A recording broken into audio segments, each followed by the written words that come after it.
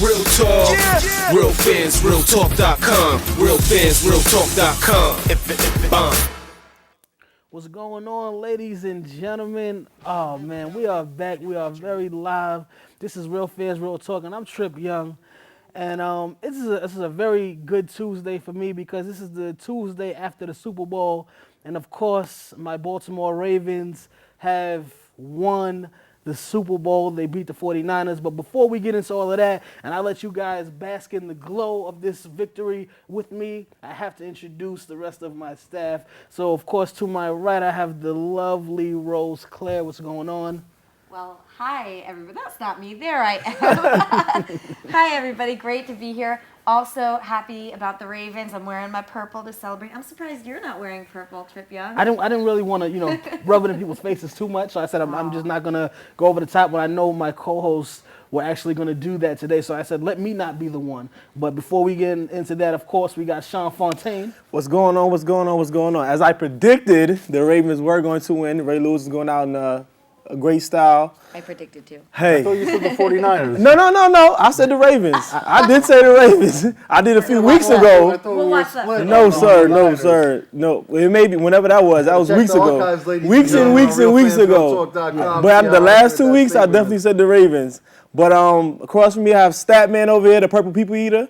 The person who actually did say that the 49ers would win. I don't want to point any elbows or anything like that and, stir up controversy. Mark the Statman Skevich, and I did pick the 49ers, but I didn't want to back out. I didn't want to jump ship. I picked them since the preseason back in August. On the radio show, you can check the archives. On the TV show, I've been saying all along the 49ers, so it'll kind of be weird if I switched at the last minute. But out of respect, kids, I'm not dressed up as Barney the Purple Dinosaur. I am dressed as repping the Ravens in a courtesy of my co-host Trip Young and also the Third Street Saints for those of you that get to that reference. But yes, we are here, Trip Young basking in the glory. There's every man loves Super Bowl Sunday. Nothing better than when your team wins the Super Bowl. Trip Young, I know you're ecstatic right now. RealFansRealTalk.com Super Bowl special. Yes, oh my goodness, I gotta take you guys back. I'm gonna take you back on a journey to a little movie that I liked as a child, and that was the Last Dragon, my man Bruce Leroy, when he caught the bullet with his teeth and he had that glow about him. That's what I'm going through right now. I'm feeling that glow when your team makes it. You got a purple glow, right? And and they won the Super Bowl and they do it. The way that they did it is just it's an amazing thing. And of course, like I said, I've been saying it. Uncle Ray is gonna lead those guys to victory. And he did, minus a few snafus on the way. We had some hate by some 49ers fans and blacked out the stadium for a little while, but they still managed to do what they came there to do. Joe Flacco, your MVP, they have to pay that man now. They have to cut him a nice size check. I'm hoping that he will, however, take a little bit of a pay cut because they do need to keep Anquan Bolden and Jacoby Jones. And the only way they're going to be able to do that is if Joe Flacco takes a little bit of a pay cut. Definitely that defense. I'm sure he will, because he's looking forward to being in Baltimore for a long time. In order for them to continue, and playing on this level, he's gonna have to do that. So, but let me pass it around the table. Would you please now? Yes. Well, I'm gonna start off with the stat man today since he was the odd one out who actually, he couldn't just jump on my side and believe what I was saying. He had to still go with the 49ers, which I can respect. Yeah, definitely. But stat man, what was your take on the Super Bowl?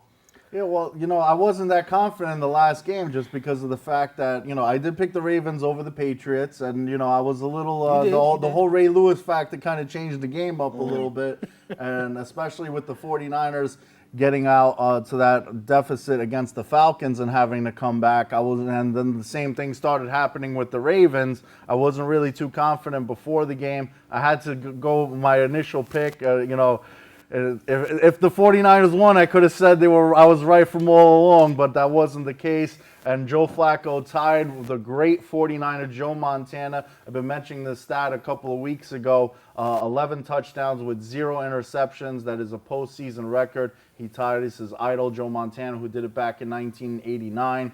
also beating the second place Steve Young, who did it in 1994 with 9 touchdowns and 0 interceptions. So it's, you know, every single quarterback. The other ones I wanted to mention: Drew Brees, Troy Aikman, and Phil Simms, that did 8 touchdowns with 0 interceptions, also went on to win the Super Bowl and the Super Bowl MVP. So Joe Flacco joins an elite group in that category, but we're going to get more into Joe Flacco a little later on. But Rose, you're also repping the purple, showing respect for our co-host. It looks good on you. It looks good on you. Thank you. Now you said that about the Yankees jersey. Well, this is actually second to the Yankees jersey. I like the Yankees jersey on you a little bit better, but I'll take the purple. Can we not bring up painful memories for me? So, yes, I was very happy about the Ravens, as I also predicted. I would love to say from the beginning, like you with your 49ers getting the Super Bowl, that was really great, and I do respect that decision as well. But, you know, I have predicted this ever since the Broncos game, because I would have thought the Broncos would have gone to the Super Bowl if it weren't for the Ray Lewis factor of him saying he was going to retire. Ever since he said that, they beat the Colts, and I knew that there was something special about this season for the Ravens. But what a great Super Bowl game. I mean, that power outage, I thought, at the time, I was like, this is a terrible Super Bowl game. But the whole game overall, I mean, the comeback from the 49ers, the Ravens holding out and winning it as I knew they would, as Trip Young knew they would. It just, the whole thing was really great. And there were a couple, speaking of whole thing, there were a couple of holding calls that, you know, were a little bit questionable for the Ravens, or non-holding calls, I should say, at the very end of the game. You know, there was that, it got down to the nail-biting end, and the Ravens had to hold that, have that safety against their team. And what happened was that there was no holding calls where they were, Jim Harbaugh thought there should have been holding calls. And I think that with that case, the whole game was played that way. It was, I felt that it was fairly officiated the whole game. They tussled the whole It game. was that way the entire time, so it wasn't just for the Ravens. Ladies and gentlemen, some technical difficulties here on the Real Fans Real Talk.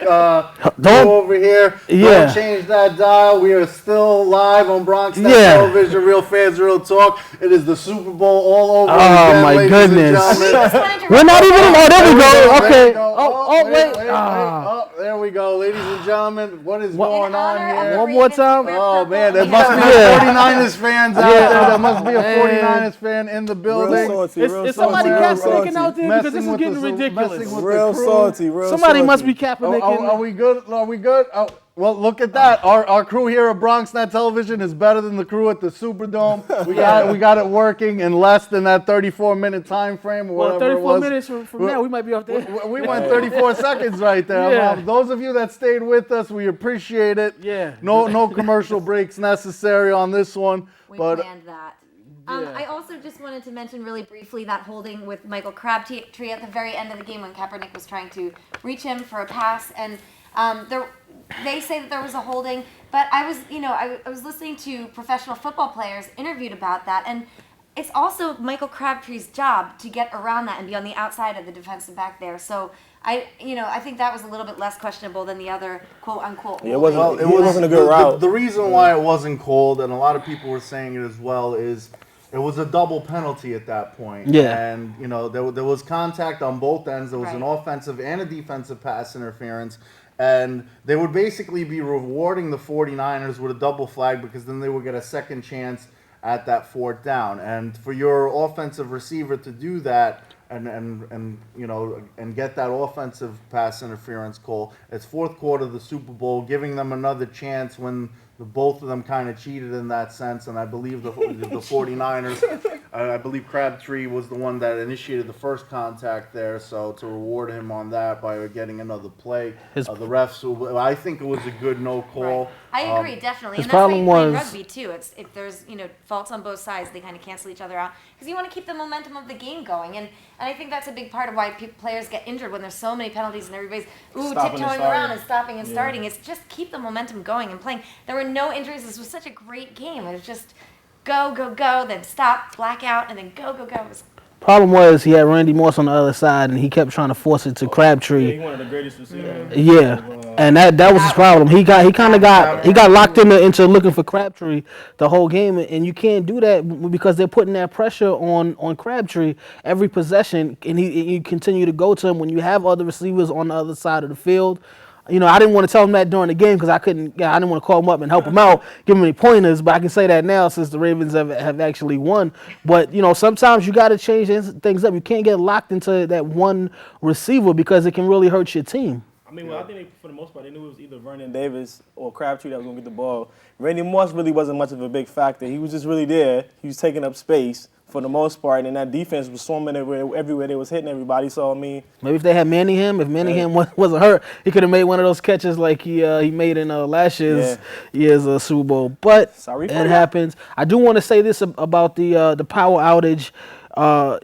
Doug Thornton, who's the manager of the Superdome, he said that the power outage was not caused by Beyonce's halftime show because I got to say this, and I know, Serena, you're watching at home, but Beyonce, you did look good at your halftime show. You tore it down. You proved once again that you're the baddest chick in the industry, so shout out to Beyonce. It was not her fault. She had her own generator. Oh, my goodness. Again. There you go. Who is doing? Serena Williams. The powers that be. Sorry about that, boy. I won't talk about Beyonce no more on the air. Yeah, but they are still actually investigating. What happened with the power outage, and I really think it was a 49ers fan. He was upset that the 49ers were getting beat so bad that he said it's a lot of older guys on that Ravens defense. If I can knock out this power, they'll start to get cold, and then they'll need a little bit of time to kind of rejuvenate themselves and get back into the game. And that's when we saw Colin Kaepernick turning up a little bit. But, they managed to still hold on. That's another thing. It wasn't just the lights that were out because there was enough lighting in the stadium for them to continue to play. The 49ers equipment was down. The Ravens equipment wasn't, so it was a matter of unfairness at that point. So it wasn't, a lot of people I was watching the game with was like, come on, they play in the snow, they play this, It looks like you look at the field and the field is lit up enough with half of the stadium to continue playing, but unfair advantage as far as the 49ers equipment not working properly. So that's one of the reasons why they had to continue on. And it was a huge momentum change. A lot of people talking about it as if it almost feels as if the 49ers were responsible because the momentum did shift. It came into an exciting game, at least. You got to appreciate that as a Ravens fan or a 49ers fan. Nobody wants to see a blowout on the Super Bowl. You want to see your team win, but you also want to see a good game. Added more excitement to it. It was a good thing that it happened. And, some of the commercials out there, I think Oreos did a dark something to benefit from that. And, a lot of the commercials over there were interesting. They kind of implemented some of them with the blackout. Who knows if it was done on purpose for that reason, but a lot of interesting commercials. What do you think was your favorite? We'll start with you, Sean. The Doritos commercial with the guys that were dressed like women. I love Doritos personally, but I just don't see myself doing it. I'm sorry. And I'm a Doritos fiend. I love Doritos. I don't think they were going for realism. Yeah, but hey. Your wife busts in and she sees you in her wedding dress. They wanted to play dress up for the daughter. Yeah. She bribed them. What are you going to do? Nah. I got to say the name. Yeah, I got to agree with Sean on that one. What about you, though, Rose? What was your favorite? Definitely my favorite was the M&M's one, and I would do anything for love, and then, but I won't do that when she tries to lick him and then Put him in the oven. or that, and baking him and whatever else. That was hilarious to me. There were some good ones, and then there were a lot of repeats. I think with the power outage, it just took more time, and then it was like, oh, that Taco Bell commercial again. They got more than their money's worth on this one because they got a couple of extra spins. Clydesdale Budweiser one was kind of cool. I'm going to go with the Rock's Got Milk commercial with the Rock running all over the town. I think that was my favorite one. I think the Rock is getting a lot of press as of late behind that commercial, and he just won the belt back in the WWE as well. So shout out to the Rock. Yeah, shout out to the Rock. I think it was 12 years or something since he held the title, and comes back and does it Bob Backlund style, I guess. He was doing movies though. In his defense, and his movies have been doing pretty well as of late. So my favorite commercial is kind of a toss-up between the Taco Bell old man, the old one, the party. Because old man Stat Man, he still likes to party, so I can relate to that. Understandable. That tattoo looks so painful on the whole skin. Oh man.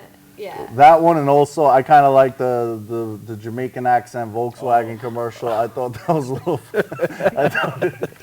And The land of 10,000 leagues. Yeah.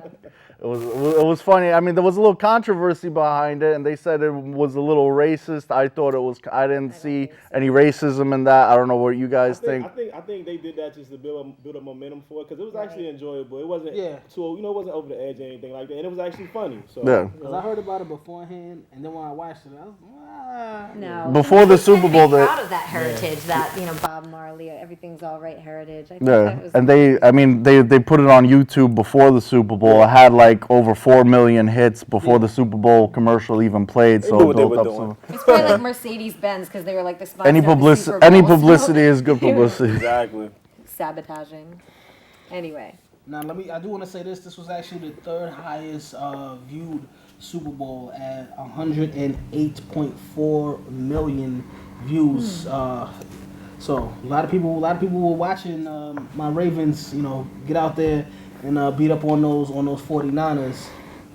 Including Ray Lewis, and we talked about it on the radio show, which airs every Sunday, 7:30 p.m. Eastern Standard Time. We had a special start time of 3 p.m. for Super Bowl Sunday. It airs on RealFansRealTalk.com. We talked about it that day as far as Ray Lewis and all the controversy surrounding him. It's like they threw everything in the kitchen sink at him. The first they'd want to bring back the charges from 2000 with the double murder. Then they want to link him to performance-enhancing drugs, saying that, as far as the injury, him coming back from that injury, the doctor said there was pretty much no chance of him coming back, and he did come back. They're wondering how did he do it, all that type of stuff. I don't really get it why they do that, but he was saying, he's been in the business a long time. He kind of almost expected it, that they were going to try to distract him. Didn't distract the Ravens though. They ended up getting the victory, and of course, Ray Lewis, captain, leading that defense, and it was a huge factor. Once he announced his retirement, whole different ball game for the Ravens. One of the reasons why I wanted to switch my pick, Trip Young, from the 49ers, but didn't want to go out there and change the game up on that. But moving on to the next topic, my New York Knicks, they're doing great right now. We talked a lot about the Super Bowl. Reminder though, real quick, like us on Facebook, facebook.com/RealFansRealTalk. Check out anytime we have a special episode, we will put that on the Facebook website. So make sure you like us. We're also going to have some contests coming up soon for our Facebook fans. Also, like I said, we normally air 7:30 p.m. Sunday on RealFansRealTalk.com and live on BronxNet every Tuesday, 5:30 to 6:30 p.m. Eastern Standard Time. Our archived episodes are also on the RealFansRealTalk.com website under RFRT Media. Go down the drop-down menu.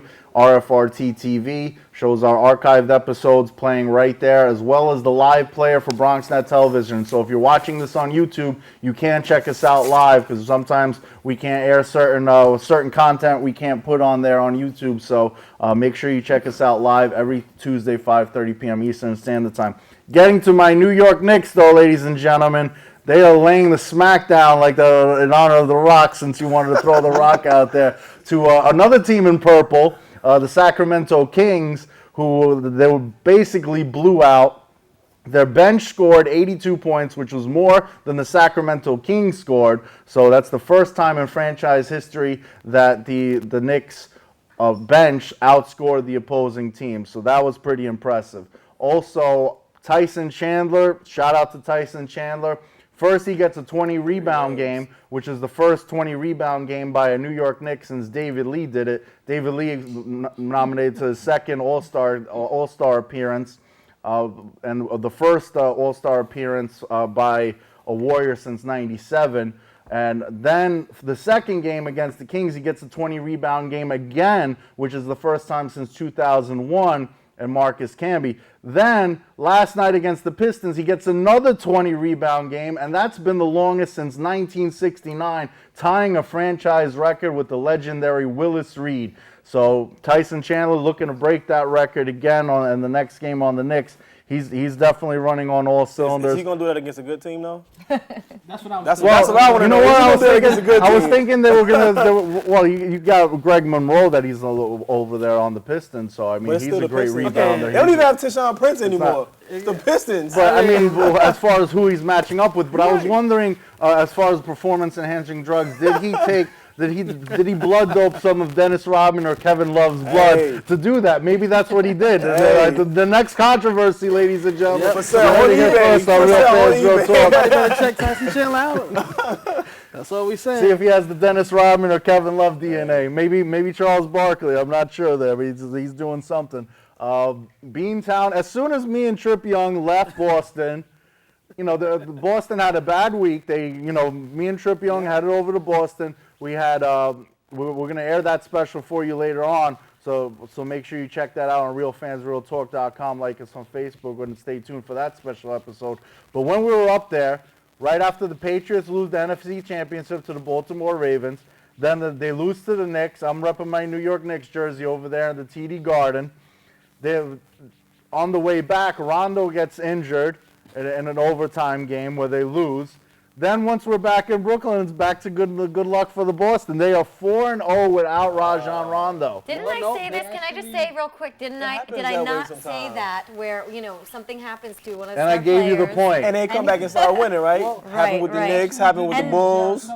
Right, Jared Sullinger. So the luck has not officially. But they still won though. They still beat the Clippers without. Clippers didn't have Chris Paul. Well, they didn't have the Rondo. facilitator himself. Yeah, but yeah.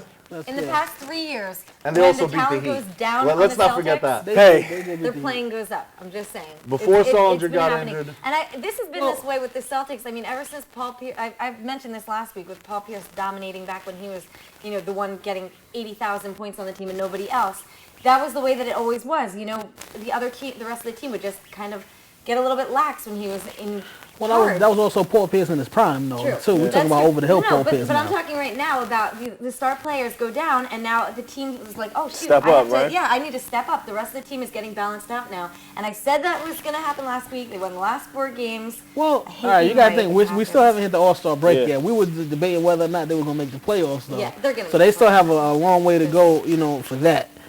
But we had after beating the Clippers, The Clippers seem to be interested in Kevin Garnett as well. I don't think that's going to happen. Doc Rivers actually said that was silly. It's not going down. But they were talking about moving Garnett and some kind of package deal for Eric Bledsoe and Caron Butler and a couple other pieces. But Doc said that was silly. So we were looking at that. That's not going to happen. But in other Clippers news, Blake Griffin, his streak of 197 straight consecutive games, which is the second highest amongst active players.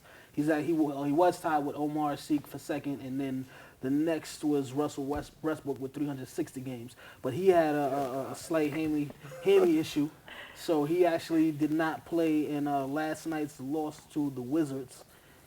He is going to be day-to-day, so Wizards.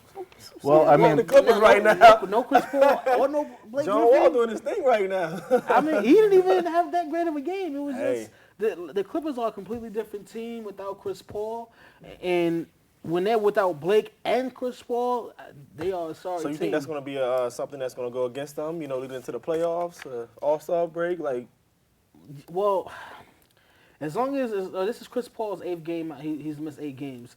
As long as Chris Paul is good for the playoffs, they'll be fine. I think they can make a deep run into the playoffs. Right? But that's the key. They have to keep Chris Paul healthy.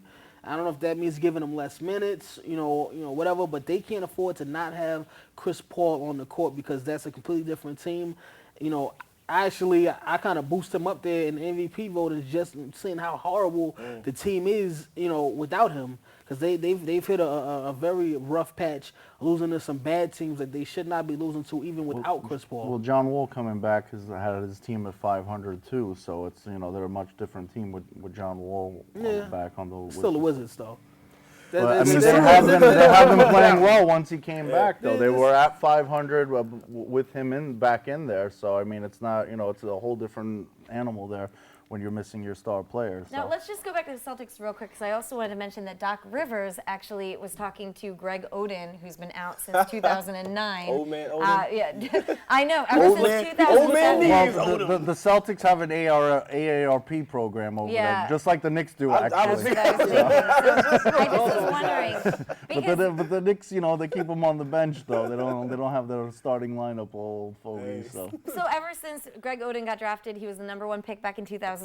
He's pretty much, everybody remembers, had knee surgery, then played for 2 seconds, knee surgery, and ever since 2009. Well, he's got some good charity things going on, so that's good. But ever since 2009, he's been out. He was the #1 draft pick, though. Although, the problem. So, what do you guys ever think that he will be a success? No. It's possible. I'm not going to completely rule it out because we've seen Grant Hill come back. I was just thinking Grant Hill, too. And we see Grant Hill is still in the NBA, and he's played some very good years. But at one point, did he get hurt and at his career, though? He was hurt pretty early. When he got to Orlando. That's when the injuries really started to hit him, and he came back. I understand Greg Oden is a 7-footer, and it's harder. But I'm not saying that he will come back, but I'm not going to just completely rule it out because he is young. You know what I mean? So, he's young, and this is the first time he's probably had 10, 11, 12, 13, like 4 years off to rest, before he's been playing his entire... I know, sorry. I don't know if you can get that nickname Stat Girl anymore. But a good and a bad thing, though, because he had those years off, though. But that's what I'm saying. When you have surgery after surgery, you've been playing your entire life. He's always been playing basketball. Yeah. And then he was the #1 draft pick, and now he's had 4 years off to actually recuperate. I think that's going to be a good thing for him, yeah. And Boston's actually not the only team that's looking at him as well. Miami and Cleveland are also looking at Greg Oden. Yeah. So we'll see how that goes. If he does come back, he's got to watch out if he plays in a game against Meta World War, because he's back at it again, ladies and gentlemen. I don't really think it was that bad when I saw the replay. It didn't look like he was trying to punch him. It was kind of like, it was a little one of those. It wasn't, if he had a closed fist or something, it was kind of like pushing him off. They're over-exaggerating it because it's Meta World War. It's Ron. Yeah. We know, we expect Ron Artest, a.k.a. Meta World Peace, a.k.a. Meta World War. But with him, anything is something. Yes. Because we saw him in action years ago. Look, last year when he elbowed James Harden and laid out James Harden. Like, come on, this is Ron Artest we talking about here. Obviously, you're gonna get the worst of it because of your history. You have a track record of doing this, and every time we try to give you a break, you come right back and you do some more nonsense, and because of that, he got a flagrant one. He will be suspended for tonight's game versus the Brooklyn Nets, which is why I'm in my Brooklyn Nets game because the Lakers will be playing the Nets tonight after we get off the air. Make sure y'all check that out because Brooklyn will be going to work. Dwight Howard is also still out, so he won't be playing tonight. He's trying to rest that shoulder and get back. But I really just think he didn't want to play since they were playing the Nets, so he said I'm gonna just take another game off. Since that's the team I'm gonna go to next year, let me help them out now.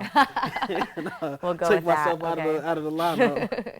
Yeah, when I looked at that play, in slow motion, it does look like the neck grab, the little whatever punch, but it happens so quickly that you see that type of thing happen all the time. You see that type of foul. So it didn't look. He him with his wrist. But it looked almost accidental, like he was just trying. And then he was resisting, so then there was like a struggle on both ends, and it didn't look anything out of the usual, but you're right. He definitely has a future. It's Ron. He definitely has a future in MMA. Exactly. You got to leave Queensbridge and Queensbridge. Right? Don't bring it onto the court.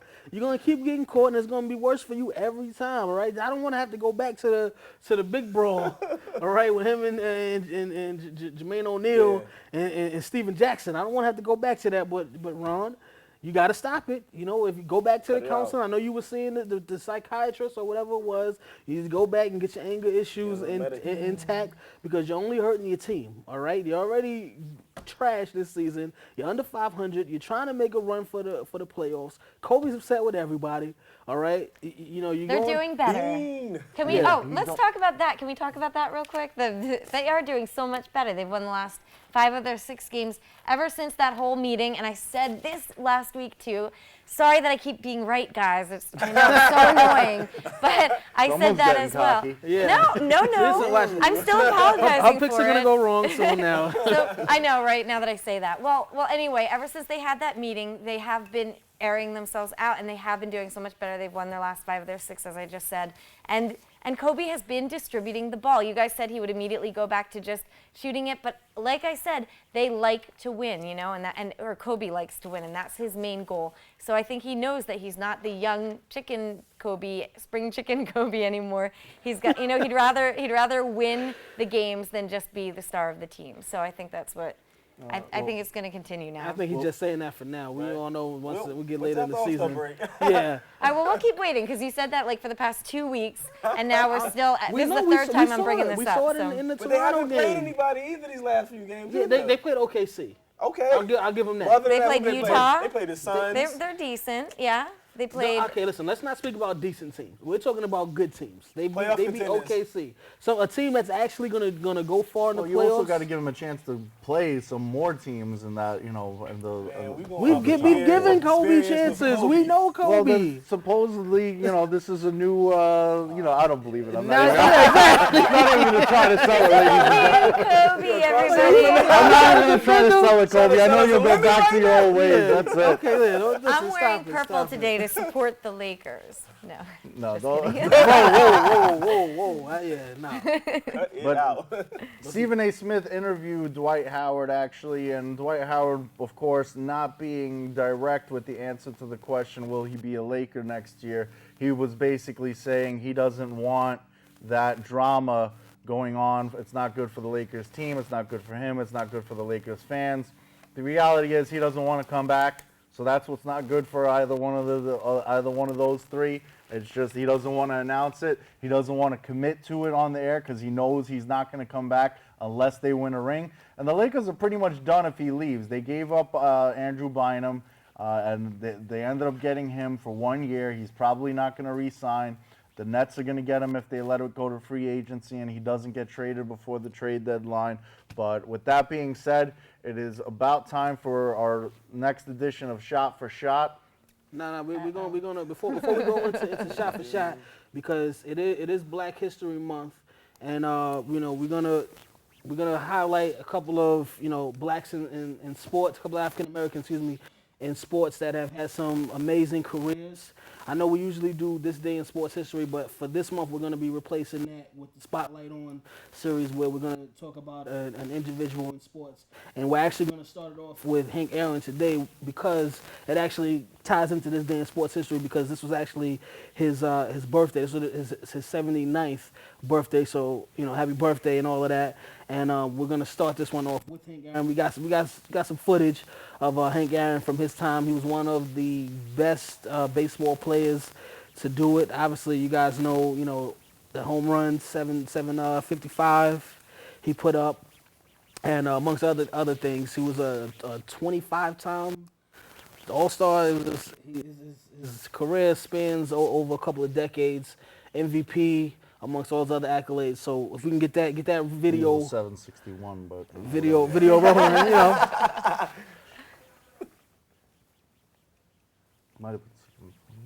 might be right on that.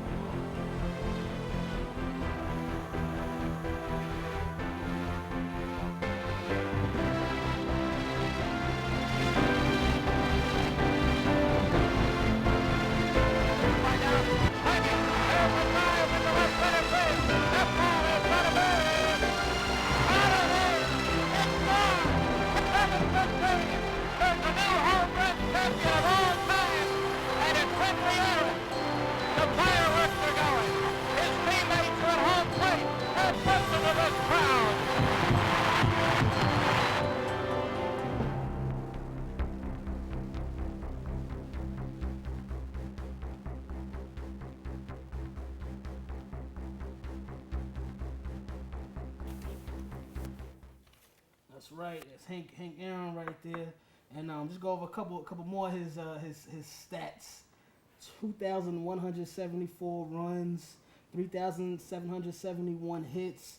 Of course, the 755 home runs is amazing. 12,364 at bats. The man has done it all in baseball, and actually, I like his throwback as well.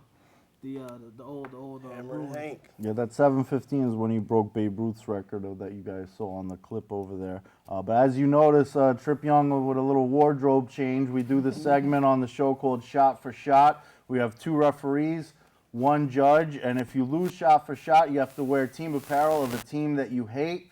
Last week went into overtime that just didn't end. We had to leave it as a tie. I was judging as Rose Claire and Sean Fontaine were battling it out. We couldn't get an end result. They did an overtime back way back when, and we were able to get a final answer on that one. And Rose picked the Packers to win the Super Bowl as a little slip. Then she picked the Broncos before that, but I don't know why she slipped on that one. I had to wear a Yankees Under jersey. pressure. Looked very good in it, but she's a Mets fan, so we do enjoy that. The way it works, ladies and gentlemen, we ask a series of questions, 5 questions, unless we go to overtime. Whoever the judge agrees with gets that point.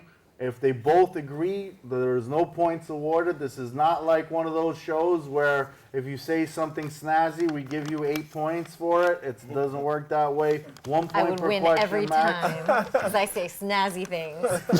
Okay, you just lost a point on that one. All right, We don't do that. we're starting off with a handicap, ladies and gentlemen.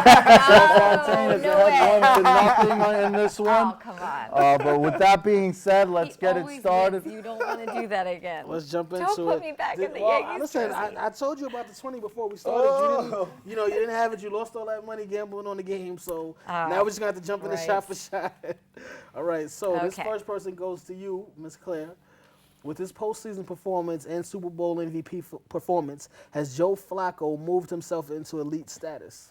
I definitely think that he has, actually. At first I was thinking about this and I was like, it's hard to put Joe Flacco. He's been very underrated, to put him next to Tom Brady, next to Peyton Manning, Drew Brees. But when you think about elite quarterbacks, Roethlisberger is also in that category. Matt Ryan's in that category. I can definitely see him lined up with those, especially Roethlisberger, because I unfortunately just don't like him as a player or a person. Sorry.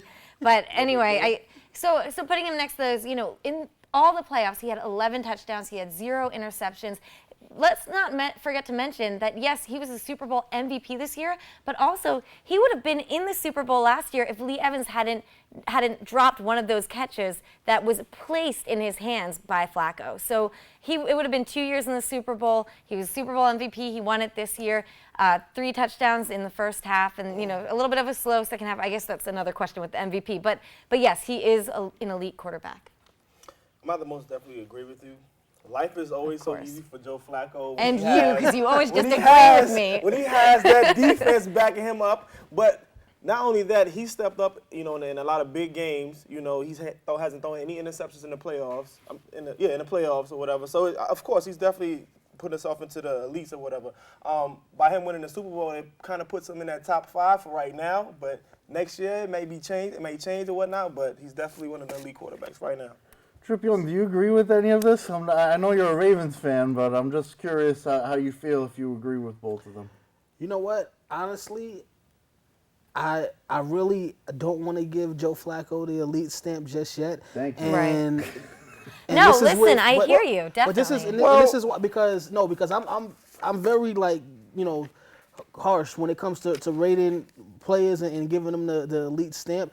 And I do like Joe Flacco, and his performance in the playoffs actually kind of boosted him up a lot with me. The 11 touchdowns to no interceptions, tying Joe Montana. And, I've been saying I thought that he would have broken the record had that blackout not occurred and the momentum shifted like that. Right. But I can't just give it to him. Yeah, I need him to come back now another season and put up some great numbers and get them back to the playoffs. Now that we're going to see Ray Lewis is not going to be there on that defense, it's his team. And what I do like is that he carried the team, and he showed that now he's going to bring the offense into this next 10 years with the Baltimore Ravens, and he can do it. So I'm glad for that. But I'm not gonna just stamp him with the elite title. Well, he have more than enough time. This is his 5th year in the league. Yeah. So he has more than enough time. He's 28 right now. He's knocking on the door. I will say that he's definitely knocking on the door. Eventually, but definitely not right now. And as far as he had one great playoff run, that doesn't necessarily put you in the elite category. Now he also has gone to and won at least one playoff ever since he's for the past 5 years. He hasn't not. So I mean, there's that as well. And I do agree with you. Eli Manning had a horrible season, and he still put up better numbers during the regular season than Joe Flacco. Joe Flacco is not even he's in the middle as far as statistically, not even 4,000 yards, less touchdowns than Eli, like I said. He also has, unlike Drew Brees, both Mannings and Tom Brady, he has one of the best running backs in the league to make that passing game a lot easier for him. Who had a fumble in the Super Bowl. I don't want to let's not take too much credit because those guys also have a lot of great weapons on offense. Tom Brady has probably the best offensive line. He also has Wes Welker, Rob Gronkowski, and Aaron Hernandez. So and Brandon Lloyd. He has a heck of a receiving corps. Drew Brees has some very good receivers out there. Peyton I can't say Peyton has some good receivers. Well, Big Ben. Peyton is Peyton, I think. Yeah. So. Yeah. But I wouldn't too soon to be giving him an elite status. But I will say, what he did in the playoffs this year definitely pushed him a lot further on my list. He's knocking at the door. We'll see how it goes this season. I don't have Ben or Matt Ryan in that category either. So. I know I wasn't talking about you, but just in general, I was thinking of lists of elite quarterbacks that have been labeled elite quarterbacks. And I think that if Joe Flacco's name were Manning, then people would be a lot quicker to call him elite. And if anything, Eli Manning has so much controversy on that elite status just because of what he said before, and there's a lot of people. He throws a lot more picks than Joe Flacco. He said something similar at the beginning of the season. He went out there and proved it because he took out every other team that came in front of him, every other defense. And Eli Manning went through the playoffs. playoffs. But I said Eli was elite, though. I'm not the person that goes He's against you. also so cool under pressure, and with the whole money thing, Joe Cool. he didn't. Yes, exactly, Joe Cool. He didn't. He decided to take a risk and not get signed for a long contract, knowing that he was worth more money. And with that on the line, and just playing the way that he did, a lot of quarterbacks would have folded under pressure. He was very cool, very calm and collected. So the elite talk lasts a long time, but let's.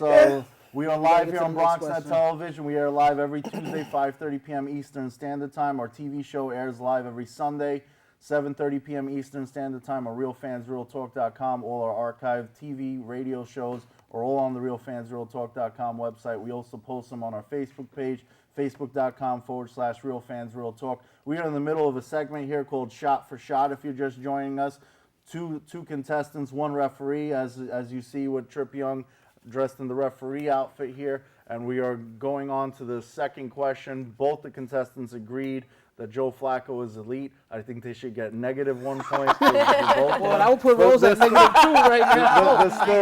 Actually, -3 for throwing Matt Ryan and Ben Roethlisberger in there too. All right, Fontaine. People say that. I don't like. This question is for you. Which team is more likely to return to the Super Bowl next season, the Ravens or the 49ers? I'm saying the 49ers because it's kind of like that Miami Heat type of thing where they were there the year before, they lost, and they're gonna try to come back the next year and try to finish what they started or whatnot. Well, is that not what happened? And they came short with before that to Green Bay. Yeah. All right, so it's a get back type of thing. They're gonna get back to the game and they're gonna do their thing this time. I don't see the Ravens coming back doing that because they don't have that wow factor. They don't have Ray Lewis to bank on. I mean, unless he comes back as a coach. Yeah, but the 49ers. Defensive coordinator. The 49ers. Yeah. What about assistant defensive coordinator? I'm taking the 49ers as well for a lot of different reasons. I do agree with you. As I said, ever since they beat the Colts, the Ray Lewis factor was so huge. He was such, we always say this, the emotional leader, the spiritual leader, the physical leader. He had the whole team on his back. Even with all the media stuff going on this week, I thought for sure something could affect that. And they weren't affected by it, but they do have a great team as well. Joe Flacco, you have a great coach. I thought amazing coaching at the end of that game, specifically with the Ravens. At the same time, I feel like between the two of them, John Harbaugh and Jim Harbaugh, I like Jim Harbaugh's coaching slightly more because his personality is less friendly to the teammates, and I think that usually ends up benefiting the players a little bit. I think a little bit better coaching. Also, Colin Kaepernick we have to remember, this is only his 10th start in the NFL. He's only going to get better. He's got a huge future.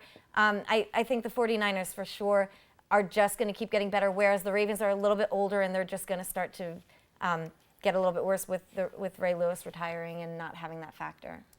Okay, I actually would say San Francisco has a better chance. That's not saying that Baltimore can't go back, because I really think that we're going to see Joe Flacco coming into his own next season. He's got that championship swag now, Super Bowl MVP, and we're going to see a lot of Joe Cool next season.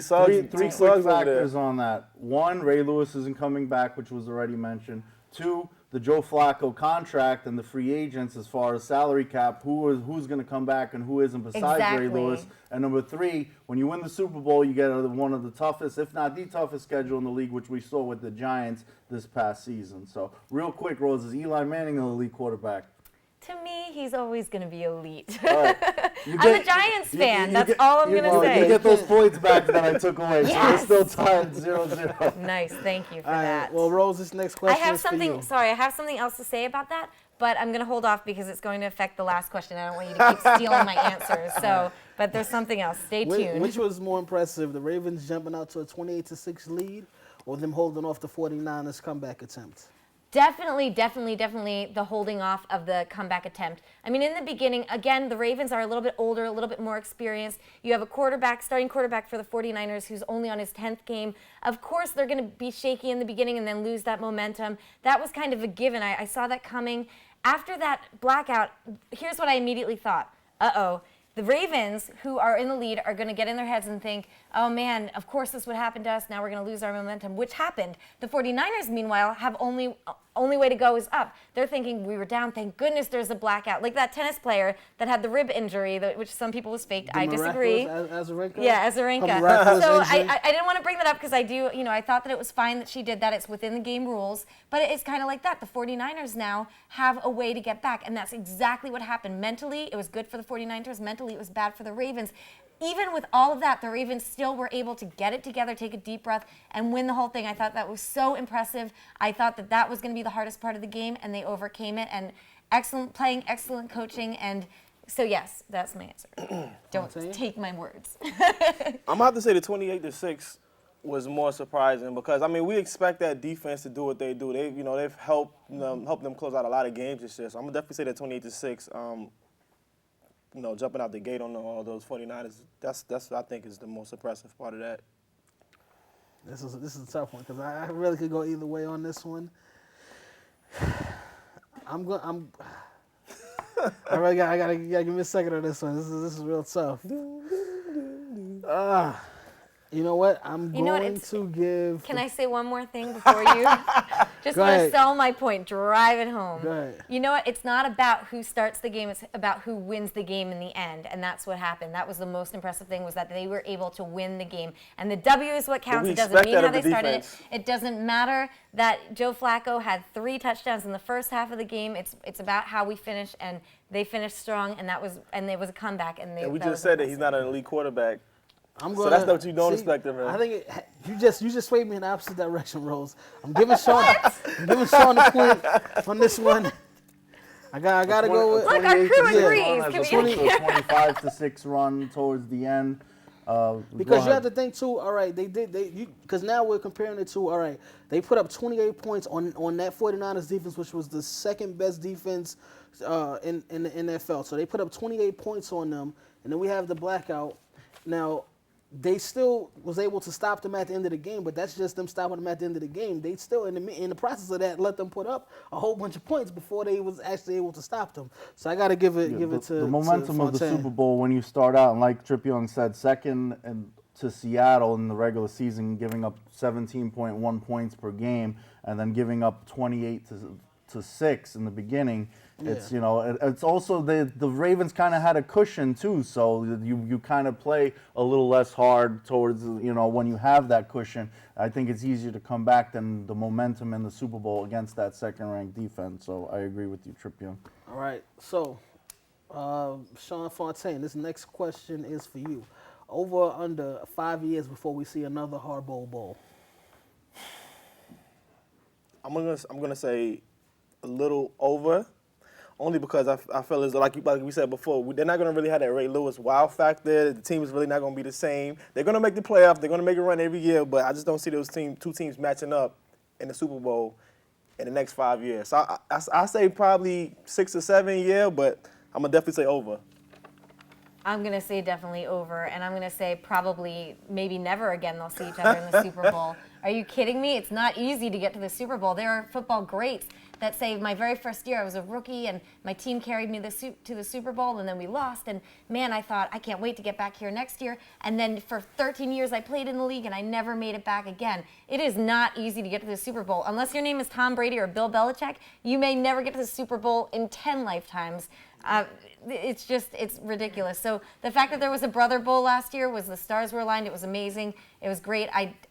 Definitely over 5 years. I do think there will be another Brother Bowl called the Manning Bowl in the next 5 years. I think under 5 years for that, for sure. But definitely over as far as the Harbaugh Bowls go. Because you know what I find is funny is that we could have actually seen these two teams in back-to-back Super Bowls playing each other had we not had that Lee Evans drop and the missed kick or the two special teams flops from the 49ers. But that's the point. That's the point, is that these things are so, there you go, these are going to be our teams, and then crazy things like that can happen. And so that's the first time since '95 the Cowboys and Steelers did that, where they made the championship and then made the AFC, NFC championship, and then the following year making the Super Bowl. But you're both actually wrong, because technically a Har Bowl just means that the brothers are playing against each other. Last season they played in Week 12, and the Ravens won that one too. So John's 2-0 on Jim Harbaugh. That's true. The question, This is like that test question. You had to read the whole test and get to the bottom and they don't fill out anything. You guys are both somebody right. I actually agree. got the point on that one. oh, man. This last question is for you. Was Joe Flacco the right choice for Super Bowl MVP?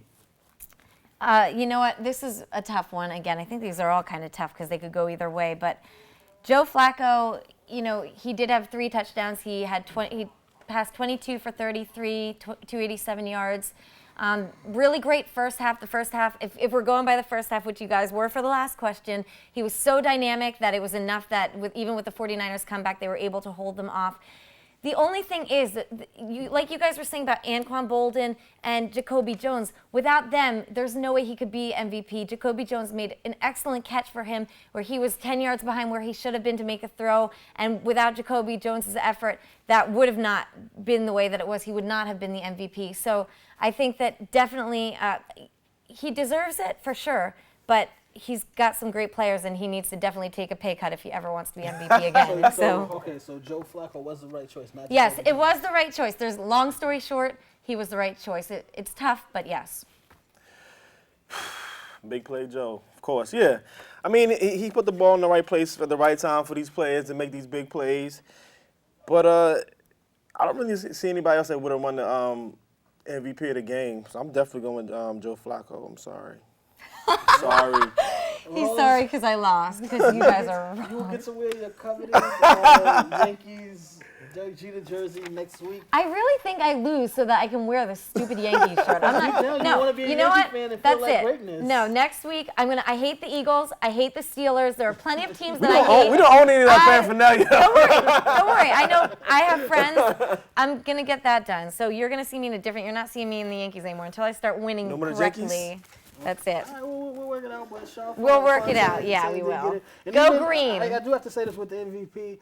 You had to have given it to Joe Flacco. I know Jacoby Jones had that amazing kick return touchdown, but outside of that, he had another touchdown, but he had 1 reception. Yeah. And Joe Flacco threw 3 touchdowns. All right, and you have to think, yes, he struggled in the second half, but he did not turn over the ball. He got them down the field into field goal range, and as a whole, which is what they're voting on for the MVP. Unless it would have been the 49ers, then they would have kind of based it off of the second half because they didn't do anything in the first half. Yeah, and I agree as far as the 3 touchdowns, 0 interceptions. You can only pick one MVP. Yeah. Like everyone played their part. Most valuable player. Can't pick one player, right? And the MVP of the regular season, also wearing purple, a player in purple. You have Adrian Peterson winning the regular season MVP, rightfully so, coming just shy of Eric Dickerson's all-time season record all day, Adrian Peterson. The other one that was between him and Peyton Manning went to Peyton Manning, which was Comeback Player of the Year, which I agree with because Peyton Manning missed an entire season as opposed to Adrian Peterson, who just missed the last few games with his injury. So I got to give that to Peyton Manning. Rookie of the Year went to RG3, the big hype over there as far as the Redskins finally having somebody. I could have went with either way with Russell Wilson or him. And Russell Wilson also has the highest quarterback rating and passer rating. Exactly. So I mentioned that actually. Thank you, Stat Girl. I mentioned that actually. Get your title back. Well, she said Eli Manning, so she's good again. Oh, thank you. So, I also mentioned that on the radio show, which airs 7:30 every Sunday. Our archived episode for the Super Bowl, where we went over all the NFL awards and the Hall of Fame inductees and snubs, is on the RealFansRealTalk.com website. Russell Wilson did get the Pepsi Max Rookie of the Year, which is what the fans voted for.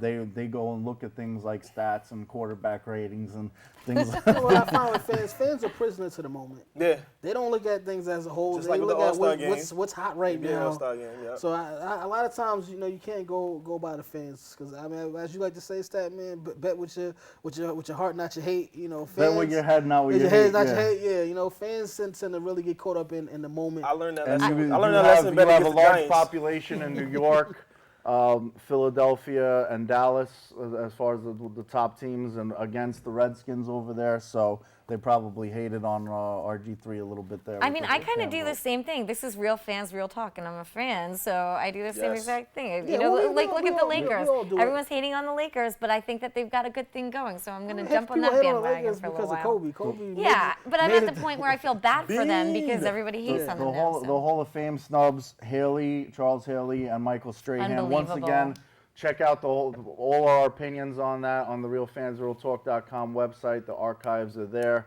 And we got to get a quick fan mail question before we get out of here. Francis from Hartford writes, how would you guys rate Roger Goodell's performance as commissioner this season, now that the season is done?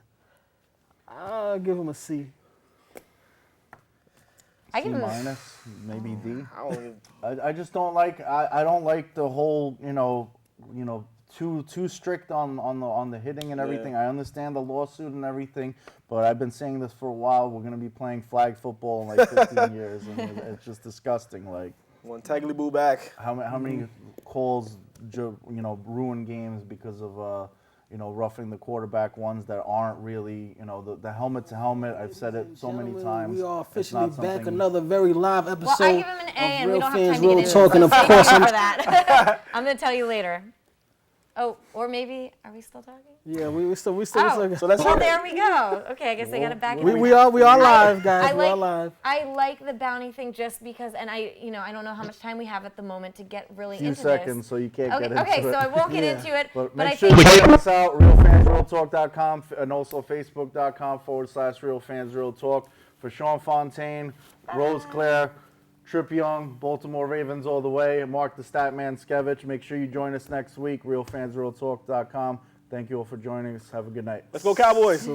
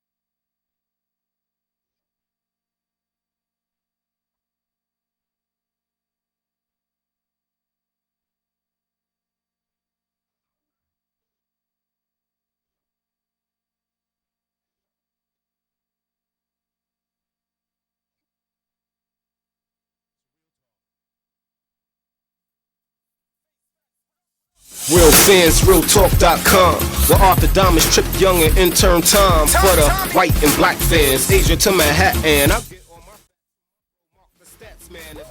tuned in, I recommend the CAT scan. And if your brain checks out, then you deserve a backhand. Sports, gossip, all the hot topics. Real fans, realtalk.com got it. They got the hottest bloggers. Is Jeremy Lin hurt? Well, log onto the site and you can hear it from them first. I'm talking about the latest. I'm talking about the greatest. Go check out the archives. Even tell a neighbor. Tell them Bobby sent ya. From spring to winter, tuning in should be the only thing on your agenda. Certified cosign, you know what I'm about, son. Real fans, realtalk.com. I'm out one. Real fans, real talk. Real fans, real talk. Real fans, realtalk.com.